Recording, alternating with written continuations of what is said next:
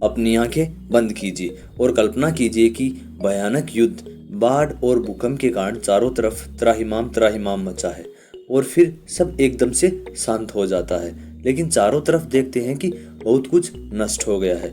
चारों तरफ से फसलें चौपट हो गई हैं, खाने के लिए अनाज भी नहीं है। अब आंखें खोल लीजिए। यह सवाल पूरी दुनिया भर के लिए चुनौती बन गया और इस सवाल का जवाब ढूंढने के लिए दुनिया भर के वैज्ञानिक लगातार खोज करते रहे कि अगर पृथ्वी पर ऐसा कुछ संकट आ जाए तो आगे आने वाली पीढ़ियां या फिर सभ्यताएं कृषि की मोहताज ना हो। इस बात को ध्यान में रखते हुए वैज्ञानिकों ने नॉर्वे में डूम्सडे वोल्ट नाम से खाद्य बैंक बनाया है। इस वीडियो में हम जानेंगे कि आखिर यह खाद्य बैंक है क्या और किस प्रकार से यह विषम परिस्थितियों में मददगार साबित होगा। तो आइए जानते हैं डूम्सडे वोल्ट। सबसे पहले तो बता दूं कि डूम्सडे यानी कयामत के दिन अर्थात विषम परिस्थिति और वोल्ट का अर्थ हुआ तिजोरी। सही से समझें तो इसका अर्थ है कयामत के दिन की तिजोरी। वैज्ञानिकों की सोच और प्रयास के कारण डूम्सडे वोल्ट नॉर्वे में चारों ओर बर्फ से ढके स्थान पर यह 26 फरवरी 2008 में बनकर तैयार हुआ। अब आपके मन में यह सवाल जरूर आया होगा कि इसे नॉर्वे में ही क्यों बनाया गया।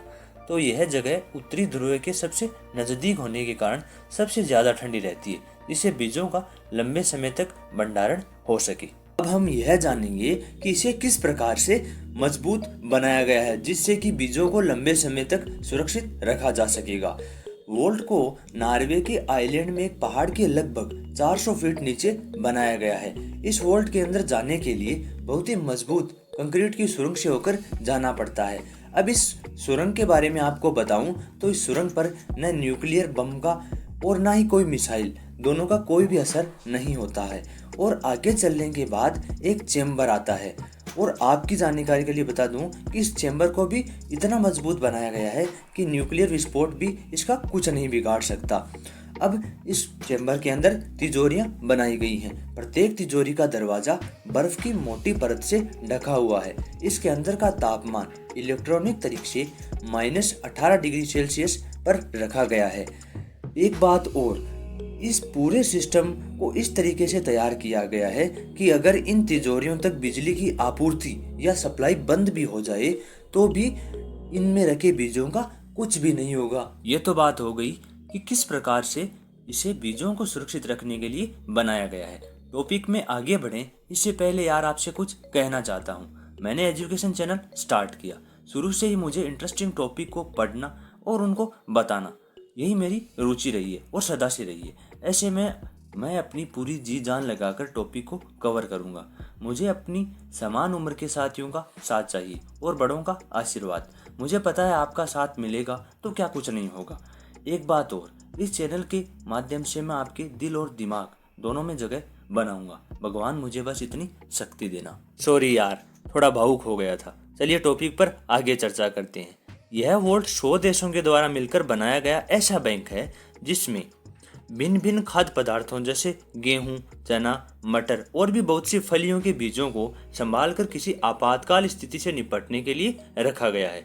हमारा देश भारत भी इस परियोजना का अहम हिस्सा है।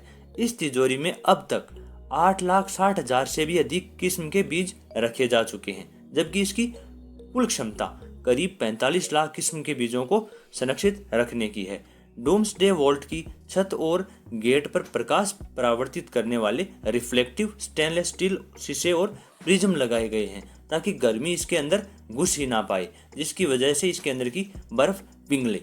आपकी जानकारी के लिए बता दूं कि इसमें जाने की इजाजत केवल सिर्फ कुछ लोगों जैसे अमेरिकी संसद के सीनेटर्स और संयुक्त राष्ट्र संघ के सेक्रेटरी जनरल को ही है। इस तिजोरी को साल में 3 या 4 बार ही खोला जाता है। जो भी देश इस बैंक में बीजों को रखना चाहता है उसे नॉर्वे सरकार के साथ एक डिपॉजिट एग्रीमेंट पर हस्ताक्षर करने होते हैं। इस बैंक में जमा किए गए बीजों पर मालिकाना हक बीज जमा करने वाले देशों का ही होता है, न कि नॉर्वे सरकार का। साधारण भाषा में समझें तो एक तरीके से जैसे हम बैंक लॉकर्स में आभूषण जमा करवाते हैं, उसी तरह इसमें बीज जमा होते हैं। उम्मीद करता हूँ कि बताई गई जानकारी आपको पसंद आई होगी। मैंने अच्छे से टॉपिक को कवर करने की कोशिश की है। फिर भी अगर आपको कहीं कुछ कमी लगी हो उसके लिए माफ़ी चाहूँगा। अब प्लीज़ यार वीडियो को लाइक कीजिएगा, चैनल को सब्सक्राइब करके टॉपिक आपको कैसा लगा कमेंट बॉक्स में ज़रूर बताइएगा। Keep supporting friends, thanks.